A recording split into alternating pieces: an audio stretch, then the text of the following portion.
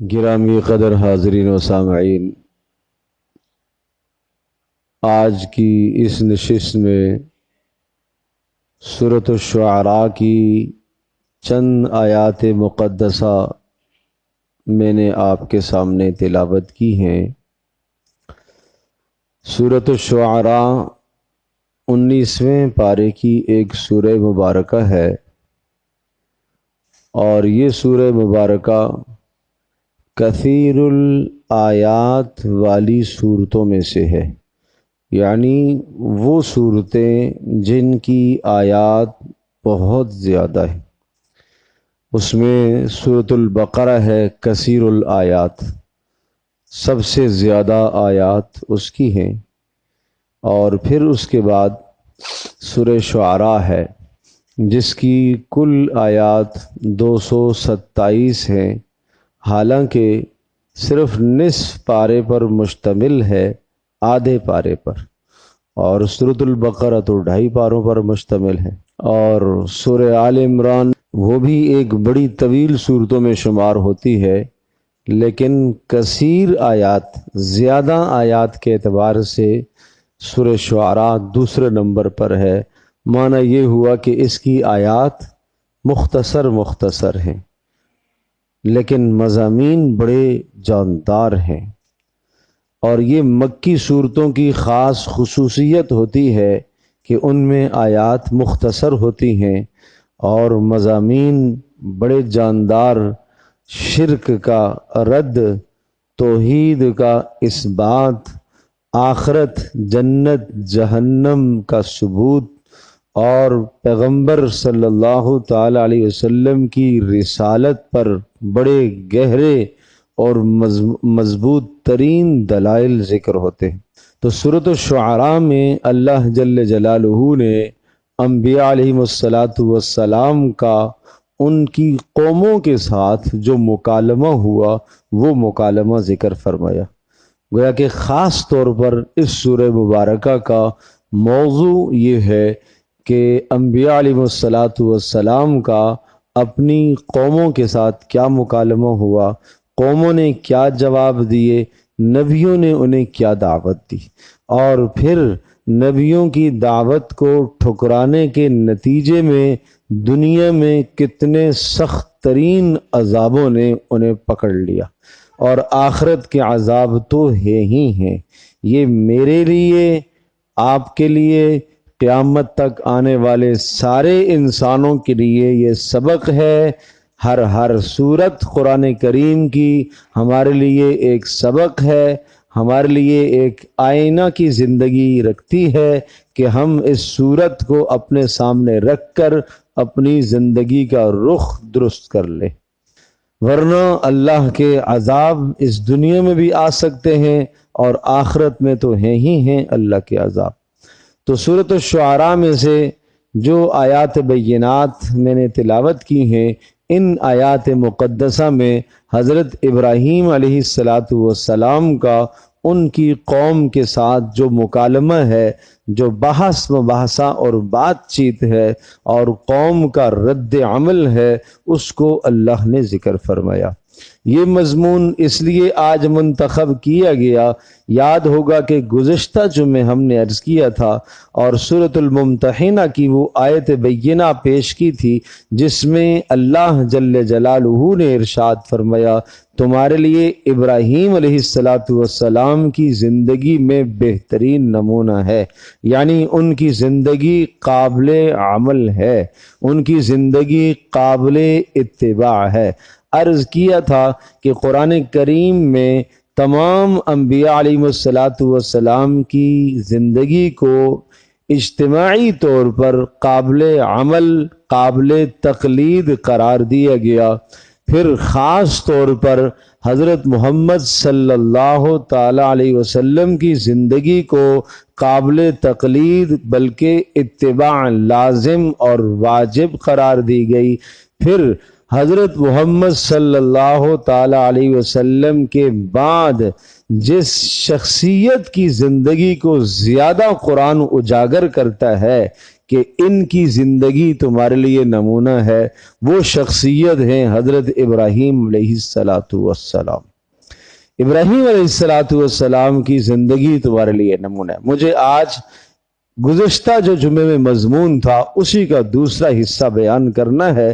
گزشتہ جمعے میں وہ مضامین کہ ابراہیم علیہ السلام کی زندگی ہمارے لیے کیسے نمونہ ہے، کیا کیا اعمال ان کے تھے، خاص طور پر کہ جو قرآن ہمیں دعوت دیتا ہے کہ سنت ابراہیمی اور ابراہیم علیہ السلام کی زندگی پر آؤ، تو اس کی کچھ جھلکیاں آپ کے سامنے ذکر کی گئی تھی، کچھ مضامین آپ کے سامنے آئے تھے۔ آج ایک اور مضمون ذکر کرتا ہوں جس مضمون میں حضرت ابراہیم علیہ السلام کی دعائیں ہیں۔ تو پتہ یہ چلا کہ ابراہیم علیہ السلام کی زندگی میں اسوہ حسنہ ہے، نمونہ ہے، تو ابراہیم علیہ السلام نے جو دعائیں کی ہیں وہ دعائیں بھی ہمیں بھی کرنی چاہیے۔ آج کے مضمون میں وہ باتیں مجھے عرض کرنی ہیں۔ اللہ کرے میرا مضمون وقت پر مکمل ہو جائے، میں کوشش کروں گا اختصار کے ساتھ اس مضمون کو سمیٹنے کی کوشش کروں۔ وَاتْلُ عَلَيْهِمْ نَبَأَ ابراہیم، انداز دیکھیے اے پیارے نبی محمد صلی اللہ تعالی علیہ وسلم، آپ ان لوگوں کو ابراہیم علیہ السلام کا قصہ سنائیے۔ آپ ان کو ابراہیم علیہ السلام کی زندگی کا قصہ سنائیے۔ کیا؟ اذ قال لأبیہ وقومہ ما تعبدون، جب ابراہیم علیہ السلام نے اپنے والد اور اپنی ساری قوم کو للکار کر کہا ما تعبدون، تم کس کی بندگی کرتے ہو، تم کس کو حاجت روا مشکل کشا مان رہے ہو، تم کس کو نفع اور نقصان کا مالک سمجھ رہے ہو، تم کس کو بیماریوں سے شفا دینے والا سمجھ رہے ہو، تم مشکل کے وقت کس کے پاس جا رہے ہو اور کس کے سامنے ہاتھ پھیلاتے ہو، یہ کیا تمہاری زندگی ہے؟ قوم کا جواب، قالوا نعبد اصناما فنظل لها عاکفین، اپنے ہاتھوں کے تراشیدہ اور بنائے ہوئے بت ہیں، ہم اپنی ہر حاجت ان کے سامنے پیش کرتے ہیں۔ جیسے آج کوئی کہے کہ میں اپنی ہر حاجت فلاں قبر پر لے کر جاتا ہوں اور وہ صاحب قبر سے میں ذکر کرتا ہوں۔ آج کی دنیا میں کوئی کہے کہ میں ہر حاجت شیخ عبد القادر جیلانی سے ذکر کرتا ہوں، میں اپنی ہر حاجت حضرت علی رضی اللہ تعالی عنہ سے ذکر کرتا ہوں، اس لیے کہ علی مشکل کشا ہیں۔ اسی قسم کا نظریہ ان لوگوں کا تھا جو ابراہیم علیہ السلام کے مخاطب تھے۔ پھر ابراہیم او ینفعونکم قال هل یسمعونکم، سوال دیکھیے ابراہیم علیہ السلام کا، کیا جب تم ان کو پکارتے ہو تو یہ سنتے ہیں؟ کسی قبر پر تم جا کے پکارتے ہو تو وہ سنتے ہیں؟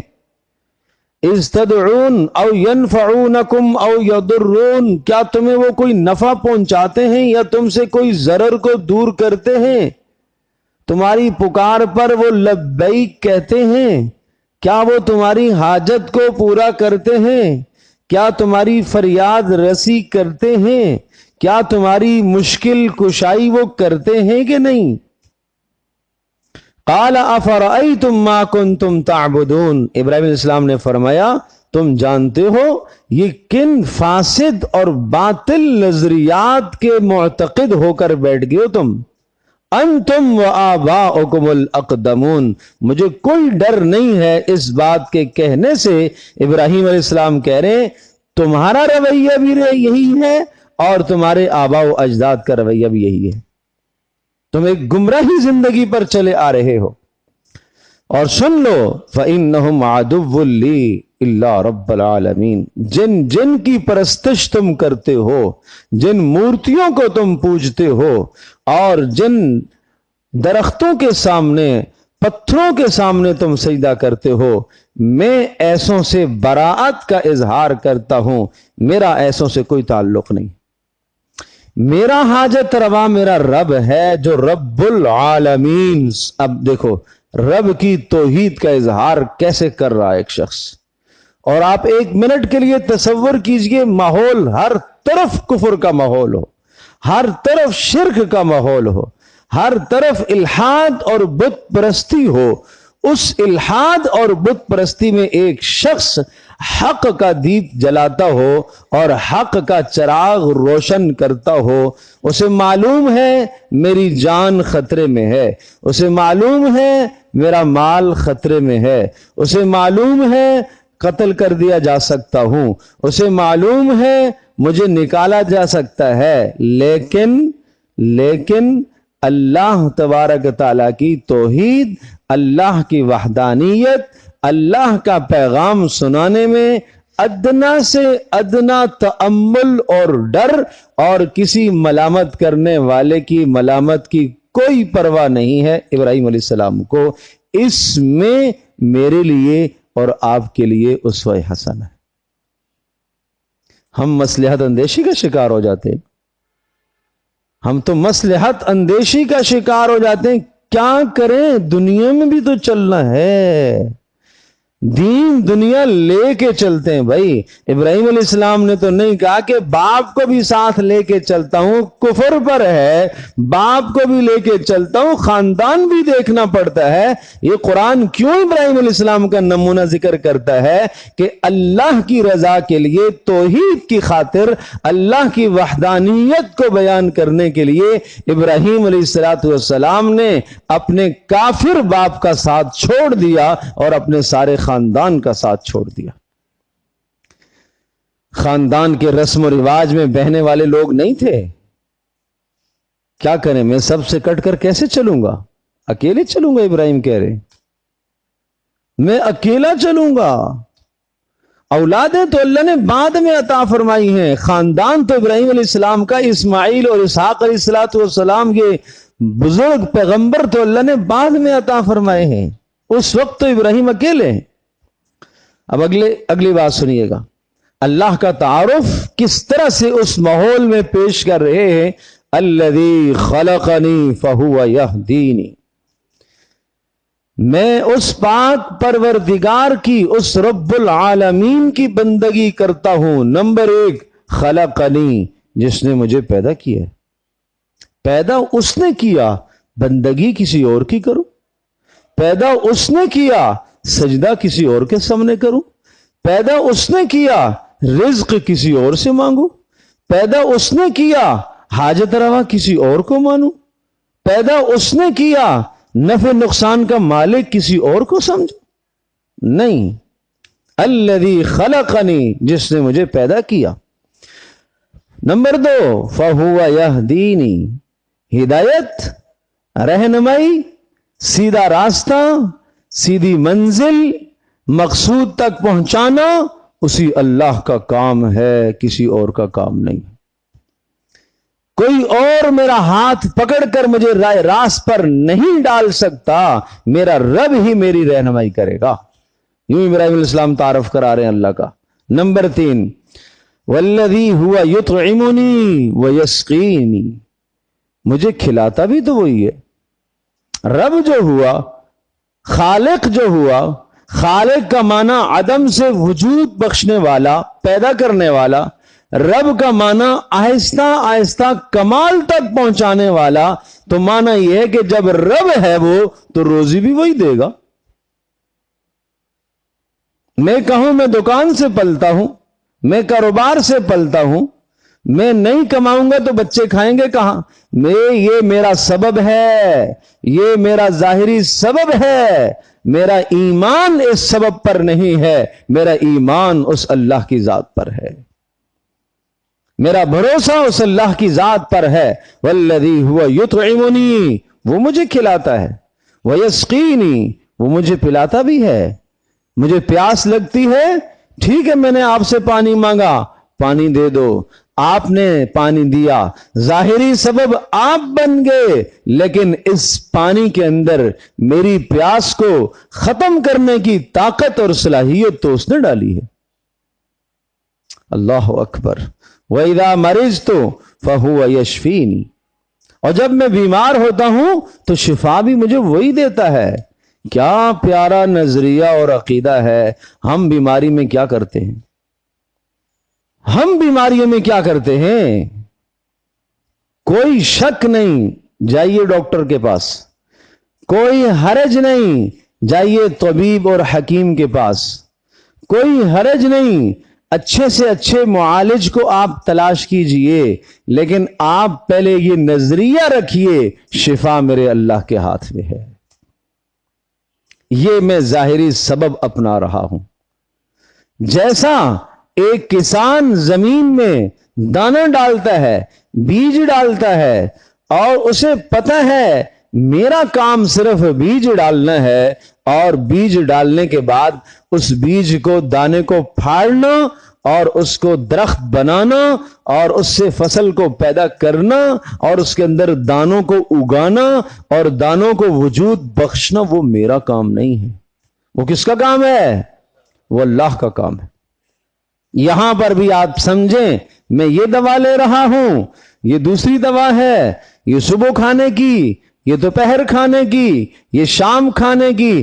جیسے کسان کہے گا ہل چلاؤں گا، پھر پانی سے زمین کو سیراب کروں گا، پھر زمین کو ہموار کروں گا، پھر اس کے بعد دانا ڈالوں گا، پھر اللہ پر توکل کر کے چھوڑ دوں گا، اللہ ہی اس فصل کو اگائے گا.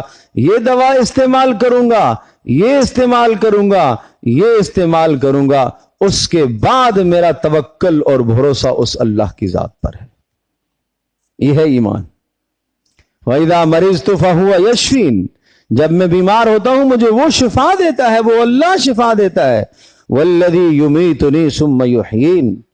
اور جب مجھے موت آتی ہے موت بھی وہی دیتا ہے. سارا جہان لگ جائے مجھے مارنے پر تل آئے، جب تک میرا رب میری موت کا فیصلہ نہ کرے کوئی مجھے نہیں مار سکتا. یہ عقیدہ، یہ نظریہ ابراہیم علیہ السلام بیان فرما رہے ہیں.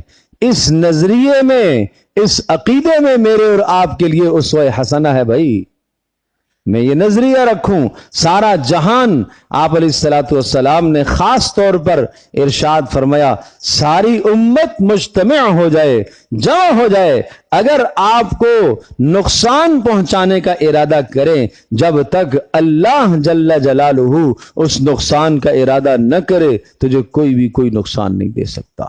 اور سب کے سب تجھے فائدہ پہنچانے کا ارادہ کریں، جب تک اللہ اس فائدے کا ارادہ نہ کرے تجھے کوئی بھی فائدہ نہیں دے سکتا. آج ہم کہاں بھٹک گئے؟ آج ہم اللہ کو بھول گئے. آج ہم اسباب میں اٹک گئے. آج ہم اسباب کے پیچھے لگ کر مسبب الاسباب اللہ جل جلالہ کی ذات عالی کو ہم بھول گئے. نبیوں کا ایمان تھا، اسباب اب اختیار کرتے، بھروسہ اللہ کی ذات پر کرتے، ظاہری سبب لیتے، بھروسہ اللہ کی ذات پر کرتے. تو یہ فرمایا وَإِذَا مَرِضْتُ فَهُوَ يَشْفِينِ. جب میں بیمار ہوتا ہوں وہ مجھے شفا دیتا ہے. اور بڑی عجیب بات، پہلے الفاظ جو ارشاد فرمائے خلقنی، اس نے مجھے پیدا کیا، وہی ہدایت دے گا، وہی مجھے کھلاتا ہے، وہی مجھے پلاتا ہے، اور اس کے بعد بھی ہے وہی موت بھی مجھے دے گا، وہی مجھے زندہ بھی کرے گا، وہی میرے گناہ بھی معاف کرے گا. لیکن جب بات بیماری کی آئی تو یہ نہیں کہا وہی مجھے بیمار کرے گا. وَإِذَا مَرِضْتُ فَهُوَ يَشْفِينِ. جب میں بیمار ہوتا ہوں تو وہ شفا دیتا ہے. پتہ یہ چلا کہ برائی کی نسبت اللہ کی طرف نہیں کی جاتی. جب میں بیمار ہوتا ہوں، جب وہ بیمار کرتا ہے نہیں، جب میں بیمار ہوتا ہوں تو وہ شفا دیتا ہے. جب میں بیمار ہوتا ہوں، اور چونکہ بیمار ہونا انسان کے اپنی بد پرہیزی سے ہے، اپنی بد احتیاطی سے ہے، اپنی بے احتیاطی سے بیمار ہونا ہے. اس لیے فرمایا وَإِذَا مَرِضْتُ، جب میں بیمار ہوتا ہوں فَهُوَ يَشْفِينِ، شفا تو پھر وہی دیتا ہے. سبحان اللہ. وَالَّذِي يُمِيتُنِي ثُمَّ يُحْيِينِ. اور جب میں مرتا ہوں موت آئے گی مجھے، اس کے بعد یعنی موت بھی مجھے وہی دے گا اور اس کے بعد مجھے زندہ بھی وہی کرے گا.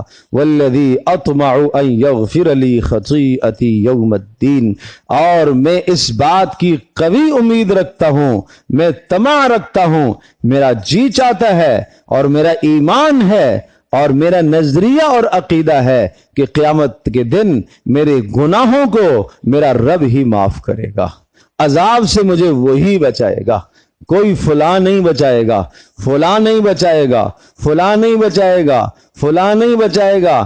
اتنا نذرانہ پیش کر دو جہنم سے خلاصی مل جائے گی. آج دنیا میں یہ باتیں چلتی ہیں. میرا نظریہ یہ ہے کہ مجھے اپنے عذاب سے وہی اللہ بچائے گا.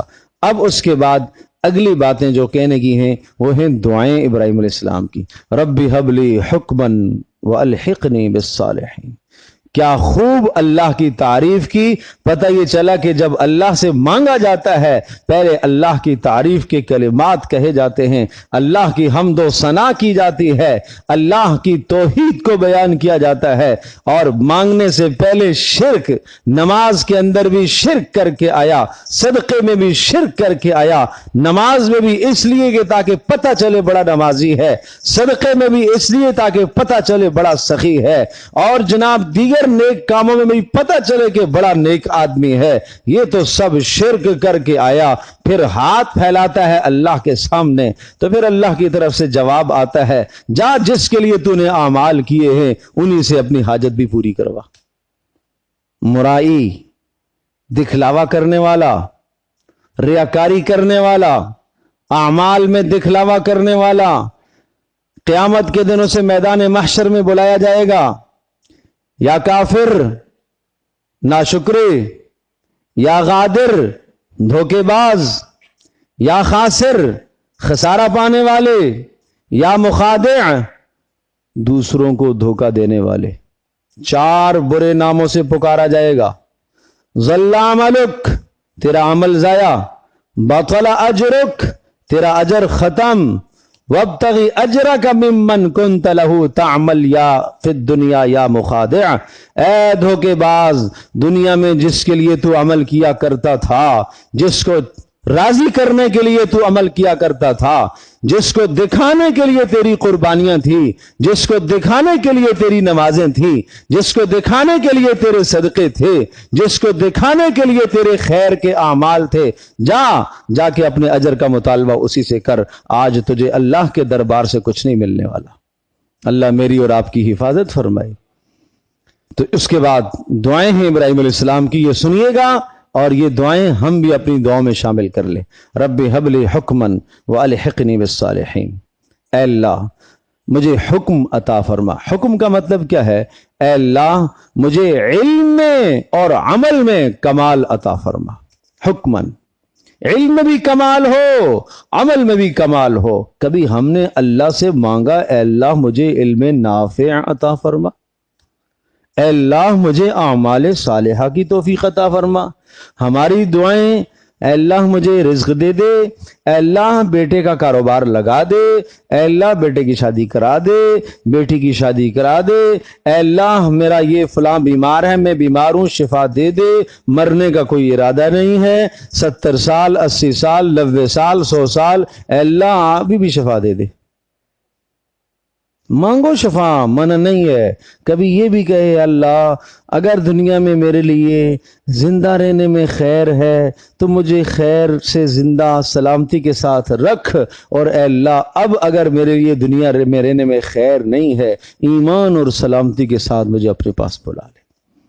جب جانا ہی ہے تو پھر کیا بات ہے، پھر ڈرنے کی کیا بات ہے؟ ایک کام ہونا ہی ہے تو اے اللہ ایمان اور سلامتی کے ساتھ اٹھا لے. عمر بن عبدالعزیز رحمۃ اللہ علیہ اپنے ساتھیوں سے بات کرتے ہوئے کہتے ہیں دیکھو اگر میں زندہ رہا تو میں تمہیں دین پر عمل کرنے کے طریقے سمجھاؤں گا، بتاؤں گا، اور اگر میں زندہ نہ رہا تو مجھے تمہارے ساتھ رہنے کا کوئی زیادہ شوق بھی نہیں ہے. میں کوئی دنیا میں رہنے کا کوئی حریص اور لالچی بھی نہیں کہ دنیا میں رکھا بھلا کیا ہے، دنیا میں ہے کیا چیز.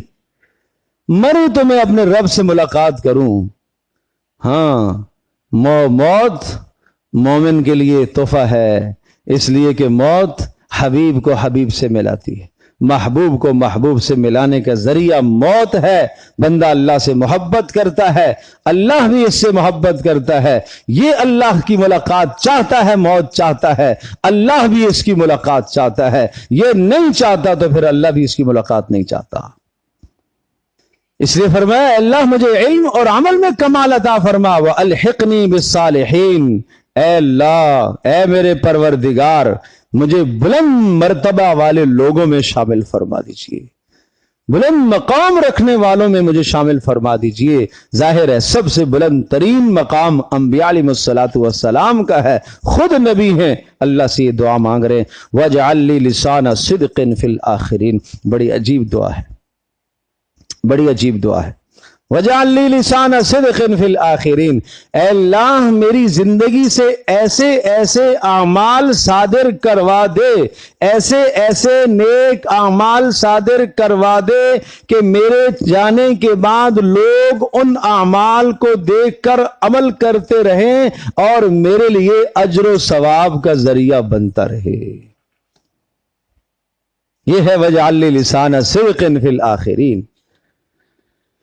اللہ اکبر، اللہ اکبر۔ اس لیے فرمایا من سن سنتن حسنتن فلہ اجرہا واجر من عمل بہا، جس شخص نے کوئی نیک راستہ اختیار کیا اور اس نیک راستے پر جتنے بھی لوگ چلیں گے ان تمام لوگوں کا اجر اس نیک راستہ سب سے پہلے آغاز کرنے والے کو تمام لوگوں کا اجر اس کو ملے گا۔ ومن سن سنتن سیئتن فلہ وزرہا وَوِزْرُ مَنْ عَمِلَ بِهَا، اور جس نے کوئی غلط اور برا راستہ ایجاد کیا، ایک رسم چلا دی اس نے خاندان میں، شادی میں کوئی بری رسم اس نے چلا دی، کسی دوسرے ملک سے دیکھ کے آیا تھا، کسی دوسرے علاقے سے دیکھ کے آیا تھا، مال تھا، پیسہ تھا، مال کے نشے میں وہ غلط رسم و رواج اس نے ڈال دیا، اس کے دیکھا دیکھی اوروں نے بھی کیا، فرمایا جتنے لوگ اس کے بعد اس گناہ کو کریں گے ان کو بھی گناہ ملے گا، ان تمام کا گناہ اس کو بھی ملے گا۔ اس لیے ابراہیم ڈر رہے ہیں علیہ الصلوۃ والسلام، وہ فرما رہے ہیں اللہ مجھ سے ایسے اعمال کروا دے، نیک اعمال کروا دے۔ نبی بلا کوئی گناہ کا عمل کیا کرتا ہے؟ نبی بلا کوئی غلط عمل کیا کرتا ہے؟ نبی کی سوچ بلا غلط ہو سکتی ہے؟ نہیں، نبی کا ہر عمل نیک ہے، نبی کی سوچ پاکیزہ ہے، نبی کا عمل پاکیزہ ہے، اس کے باوجود بھی مانگ رہے ہیں۔ کیوں کہہ رہے ہیں؟ اس لیے کہ ابراہیم علیہ السلام کی زندگی کو میرے اور آپ کے لیے نمونہ بنایا جا رہا ہے، یہ اسوہ حسنہ ہے۔ وَاجْعَلْ لِي لِسَانَ صِدْقٍ فِي الْآخِرِينَ، اے اللہ ایسے اعمال مجھ سے کروا لے کہ میرے جانے کے بعد لوگ ان پر چلتے رہیں اور میرا تذکرہ ہوتا رہے اور مجھے اس کا ثواب ملتا رہے۔ سبحان اللہ۔ وَاجْعَلْنِي مِن وَرَثَةِ جَنَّةِ النَّعِيمِ، اے اللہ مجھے جنت نعیم کا، نعمتوں والے باغات کا مجھے وارث بنا۔ ابراہیم علیہ الصلوۃ والسلام جن کے ساتھ اللہ کا وعدہ ہے، پیغمبروں کے ساتھ جنت کا وعدہ ہے، وہ بھی جنت مانگ رہے ہیں۔ کیوں؟ اس لیے کہ ابراہیم علیہ السلام کا اسوہ حسنہ میرے لیے اور آپ کے لیے نمونہ ہے۔ اگلی بات سنیے گا، وَاغْفِرْ لِأَبِي إِنَّهُ كَانَ مِنَ الظَّالِمِينَ، باپ کے لیے دعا کر رہے، اے اللہ میرے باپ کو ایمان کی توفیق عطا فرما کر اس کے گناہوں کو معاف کر دے، اس لیے کہ گمراہی کے راستے پر چل رہا ہے۔ تڑپ تڑپ کے اللہ سے مانگا ہے اور آخری وقت تک مانگتے رہے۔ ابراہیم علیہ السلام کی ساری دعائیں اللہ نے قبول فرمائیں، یہ دعا قبول نہیں ہوئی۔ اللہ سے کوئی جبر کروا سکتا ہے؟ اللہ سے کوئی زبردستی کروا سکتا ہے؟ تم یہ نظریہ رکھو کہ شیخ عبد القادر جیلانی رحمت اللہ علیہ جبرن اور زبردستی کر کے مجھے جہنم سے چھڑا لیں گے، یا محمد رسول اللہ صلی اللہ تعالی علیہ وسلم میری اور آپ کی اور ہم سب کی کروڑوں جانیں پیارے پیغمبر صلی اللہ علیہ وسلم پر قربان ہو جائیں اور کروڑوں رحمتیں اور درود اور سلامتی ہو ان کے لیے، لیکن اللہ کے سامنے جبر وہ نہیں کر سکتے۔ سفارش کریں گے، وقال ثوابا، کس کے لیے کریں گے؟ لا يتکلمون، کوئی نہیں بات کر سکے گا اللہ کے سامنے، الا من اذن له الرحمن، جس کو اللہ نے سفارش کی اجازت دی ہوگی، وقال صوابا، جس کے لیے اجازت دی ہوگی اسی کے لیے سفارش ہوگی، اور وہی سفارش کرنے کا حق رکھے گا۔ اللہ کے سامنے جبر نہیں کوئی کر سکتا۔ تم اللہ کو اللہ نہیں سمجھے، اللہ کو تم ایک عام آدمی سمجھ گئے، اللہ کو تم ایک بادشاہ سمجھ بیٹھے ہو کہ بادشاہ اپنے ماتحتوں کی محبت میں آ کر مغلوب ہو جاتا ہے، اور پھر وہ جو چاہو اس سے منوا لو، یا 3 4 6 10 20 آدمی دھمکیاں دے دیں اور وہ بادشاہ جو ہوگا وہ ڈر جائے گا اور پھر وہ ان کی بات کو پورا کر لے گا۔ اس کا مطلب یہ کہ ہم اللہ کو نہ سمجھے۔ وما قدر اللہ حق قدری، تم نے اللہ کی قدر نہیں کی جیسا کہ قدر کرنے کا حق تھا، اللہ کی عظمت نہیں کی جیسا کہ عظمت کا حق تھا، تم نے اللہ کو نہ پہچانا۔ بھائی اللہ تو اللہ ہے۔ اللہ اکبر۔ ملائکہ جب اللہ حکم دیتے ہیں جبریل کو، جبریل پکارا جاتا ہے، جبریل کو کوئی حکم ملنے والا ہے، اللہ کی پکار، اللہ کی آواز جب فرشتوں کے کانوں میں پڑتی ہے، خوف کے مارے تھر تھر کانپنے لگتے ہیں، پتہ نہیں کیا حکم آنے والا ہے، پتہ نہیں ہماری ہلاکت اور تباہی کا فیصلہ ہونے والا ہے، کیا حکم آنے والا ہے۔ جو ایک لمحہ اللہ کی نافرمانی نہیں کرتے فرشتے، وہ ایسا ڈر رکھتے ہیں، کیوں؟ جو جس کو جانتا ہے اس کو اس کی عظمت کا اندازہ ہوا کرتا ہے۔ ہم اللہ کو جانتے نہیں ہیں، ہمیں پہچانتے نہیں ہیں اللہ کو، اس لیے ہمارے دل میں اللہ کی عظمت نہیں ہے، اس لیے ہم مسجد میں کھڑے ہو کر بھی نافرمانی کرتے ہیں، بازار میں کھڑے ہو کر بھی ہمارا اگر نظریہ اور عقیدہ ہو کہ میرا رب مجھے دیکھ رہا ہے تو کیوں یہ دھوکہ کرے؟ اگر اس کے دل میں یہ علم ہو، یہ معرفت اس کے دل کے اندر ہو کہ میرا رب مجھے تنہائی کے اندر بھی دیکھ رہا ہے، تو یہ تنہائی کے اندر کیوں گناہوں میں ملوث ہو؟ کیوں یہ اپنے منہ کو کالا کرے؟ اسے نہیں معلوم اللہ کی عظمت، اسے نہیں معلوم اللہ کی معرفت، یہ نہیں جانتا اللہ کا احترام۔ تو اس لیے ابراہیم علیہ السلام کہہ رہے کہ اللہ میرے باپ کو ایمان کی توفیق عطا فرما اور پھر اسے معاف فرما۔ بہرحال ساری دعائیں ابراہیم علیہ السلام کی قبول ہوئیں، یہ نہیں ہوئی۔ یہ بھی امت کے لیے ایک مثال تھی، سمجھایا جا رہا تھا کہ اللہ کے ساتھ جبر کوئی نہیں کر سکتا، اللہ سے درخواست کر سکتے ہیں، اللہ سے رو کے مانگ سکتے ہیں، اللہ سے چمٹ کے مانگ سکتے ہیں، اللہ کے سامنے ہاتھ پھیلا سکتے ہیں، اور اللہ کو جبرن نہیں منوا سکتے ہو تم۔ یہ نظریہ سمجھایا ہے، یہ عقیدہ سمجھایا۔ اگلی بات سنیے، وَلَا تُخْزِنِي يَوْمَ يُبْعَثُونَ، اے اللہ مجھے رسوا نہ کرنا جس دن سارے لوگ اٹھائے جائیں گے۔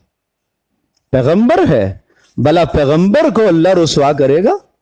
بلا خلیل اللہ جس کو خلیل کہا، وَاتَّخَذَ اللَّهُ إِبْرَاهِيمَ خَلِيلًا، وَاتَّخَذَ اللَّهُ إِبْرَاهِيمَ خَلِيلًا، اللہ نے ابراہیم کو اپنا خلیل بنایا۔ ارے ابراہیم نے تو اللہ کو خلیل بنایا ہی بنایا ہے، ادھر سے اللہ بھی کہہ رہا ہے وَاتَّخَذَ اللَّهُ إِبْرَاهِيمَ خَلِيلًا، اللہ نے ابراہیم کو اپنا دوست بنایا ہے۔ کیا دوست دوست کو رسوا کیا کرتا ہے؟ اور پھر دوست بھی اللہ جیسا، اور ادھر سامنے ہو ابراہیم جیسا پیغمبر جس کو ابو الانبیاء کہا جاتا ہے، تمام نبیوں کا باپ جسے کہا جاتا ہے، وہ یہ دعا مانگ رہا وَلَا تُخْزِنِي يَوْمَ يُبْعَثُونَ، اے اللہ جس دن سارے لوگ اٹھائے جائیں گے، اے اللہ اس دن مجھے رسوا نہ کرنا، مجھے ذلیل نہ کرنا، مجھے ذلت سے بچا لینا۔ یوم لا ينفع مال ولا بنون، اے اللہ جس دن مال کام نہیں آئے گا، جس دن اولادیں کام نہیں آئیں گی۔ آج جس مال کی کمائی کے لیے میں نے اللہ کا حکم چھوڑا، آج جس اولاد کو خوش کرنے کے لیے اور جس اولاد کو پالنے کے لیے اللہ کے حکموں کو میں نے چھوڑا، حرام حلال کی تمیز میں نے نہیں کی ہے، قیامت کے دن یہ اولاد مجھ سے بھاگے گی، یہ اولاد بھی کام نہیں آئے گی، یہ اولاد بھی کام نہیں آئے گی۔ قرآن دازی ہو گئی دو شخصوں کے درمیان میں، باپ بیٹے کے درمیان۔ بیٹا کہہ رہا ہے میں جاؤں گا اللہ کی راہ میں جہاد میں رسول اللہ صلی اللہ علیہ وسلم کے ساتھ، باپ کہہ رہا ہے میں جاؤں گا۔ قرآن دازی کر لیتے ہیں، کون جاتا ہے؟ قرآن دازی کی گئی، بیٹے کا نام نکل آیا، ابا کہہ رہے بیٹا مجھے جانے دو نا، مجھے جانے دو۔ بیٹے نے کہا ابا دنیا کی جو چیز مانگتے دے دیتا، یہ آخرت کا سوال ہے، یہ آخرت کا سوال ہے، میں اس پر آپ کو ترجیح نہیں دے سکتا، میں بھی تو جہنم کے عذاب سے بچنا چاہتا ہوں، تو اگر مجھے شہادت کا رتبہ مل گیا تو میں جہنم کے عذاب سے بچ جاؤں گا۔ جن لوگوں کے سامنے آخرت تھی ایسی زندگیاں تھیں ان کی۔ یوم لا ينفع مال ولا بنون، فرمایا جس دن فائدہ نہیں دیں گے انسان کو اس کی اولادیں اور اس کے مال اسے فائدہ نہیں دیں گے۔ اے اللہ اس دن کی رسوائی سے مجھے بچانا۔ الا من اتى اللہ بقلب سلیم، بچ وہ سکے گا جو قلب سلیم لے کر آئے گا۔ یہ ابراہیم کہہ رہے ہیں اے اللہ جو قلب سلیم لے کر آئے گا وہ تیرے عذاب سے بچے گا۔ اللہ مجھے بھی آپ کو ہم سب کو قلب سلیم عطا فرمائے۔ قلب سلیم، سلیم دل، سلامتی والا دل۔ نمبر 1 کفر سے پاک، نمبر 2 شرک سے پاک، نمبر 3 نفاق سے پاک، نمبر 3 شکوک شبہات سے پاک، نمبر 5 یقین سے بھرا ہوا دل، یہ ہے قلب سلیم۔ یہ تو 5 باتیں اللہ سے تعلق رکھتی ہیں اور ادھر خلق خدا سے۔ نمبر 1 حسد سے پاک، کسی کی اچھائی، کسی کا کمال، کسی کی خوبی دیکھ کر حسد، بغض، یہ قلب سلیم نہیں ہے، یہ قلب سلیم نہیں ہے، یہ قلب خبیث ہے، یہ قلب مریض ہے، یہ بیمار دل ہے، یہ بیمار دل ہے، یہ ناپاک دل ہے۔ جس دل میں حسد ہو، جس دل میں کینہ ہو، جس دل میں بغض ہو، جس دل میں حقد ہو، حقد بدترین بیماری، کینہ، اونٹ کی طرح کا کینہ جس کے دل میں پل رہا ہو، ہر دن وہ پروان چڑھتا ہو، اپنے برابر والے کی، اپنے سگے بھائی کی ترقی دیکھتا ہے، جیسے جیسے اس کو ترقی ملتی ہے اس کا کینہ اور بڑھتا چلا جاتا ہے، اور بڑھتا چلا جاتا ہے۔ فی قلوبہم مرض فزادہم اللہ مرضا، وہ منافق تھے مدینہ منورہ کے اندر، جیسے مسلمانوں کی ترقی ان کو نظر آتی تھی ان کا دل اندر سے اور کڑتا تھا، اور دل دکھتا تھا، اور دل جلتا تھا، تو فرمایا ان کے دلوں میں بیماری ہے، فزادہم اللہ مرضا، اللہ نے ان کی بیماری کو اور بڑھا دیا۔ جاؤ آگے اور۔ اللہ اکبر، اللہ اکبر۔ اپنے دل کو پاک رکھو، اپنے دل کو اپنے مسلمان بھائی کے حسد سے پاک رکھو، اپنے دل کو اپنے مسلمان بھائی کے کھوٹ سے پاک رکھو، اپنے دل کو دنیا کی گندگی محبت سے، گندی محبتوں سے اپنے دل کو پاک اور صاف رکھو۔ اپنے دل میں اللہ کی محبت ڈالو، اپنے نبی کی محبت ڈالو، اور باقی ساری محبتیں اللہ اور اس کے نبی صلی اللہ علیہ وسلم کی محبتوں کے ماتحت ہوں۔ ماں سے محبت، باپ سے محبت، اولاد سے محبت، مال سے محبت، اقرباء اعزاء سے محبت، اپنے دوست سے محبت، یہ امور فطرت ہے۔ انسان کو محبت ہوتی ہے لیکن یہ محبتیں اللہ کے حکم کے تابع ہیں، تو کوئی نظر نہیں۔ جس دن یہ محبتیں اللہ کی محبت اور اللہ کے رسول صلی اللہ علیہ وسلم کی محبتوں سے اوپر ہو گئی، پھر یہ دل بیمار ہے، یہ دل بیمار ہو گیا، پھر یہ مریض ہو گیا۔ تو اس لیے دونوں باتیں میں نے آپ سے عرض کی ہیں، حقوق اللہ میں بھی اپنے دل کو سلیم رکھو، پاک رکھو، اور حقوق العباد میں بھی اپنے دل کو پاک اور صاف رکھو۔ یہ تھا ابراہیم علیہ السلام کا اسوہ۔ خلاصہ کلام یہ ہوا کہ ابراہیم علیہ السلام کی زندگی کو محمد رسول اللہ صلی اللہ علیہ وسلم کی زندگی کو نمونہ قرار دینے کے بعد سب سے زیادہ قرآن جس زندگی کو بیان کرتا ہے تمہارے لیے نمونہ، وہ ابراہیم علیہ السلام کی زندگی ہے۔ چونکہ قربانیوں کا وقت آ رہا، یہ یاد ابراہیمی ہے، یہ ابراہیم علیہ السلام کی یاد ہے، تو یہ جذبات اپنے اندر لاؤ جو ابراہیم علیہ السلام کے جذبات تھے۔ سورۃ الشعراء کی آیات کا ترجمہ میں نے آپ کے سامنے پیش کیا ہے، موقع ہو ان آیات کا پھر سے مطالعہ کریں، پھر سے اس بیان کو سنیں، ریکارڈ میں موجود ہوتا ہے تاکہ دل کے اندر بات اتر جائے۔ اللہ مجھے اور آپ کو، ہم سب کو عمل کی توفیق عطا فرمائے۔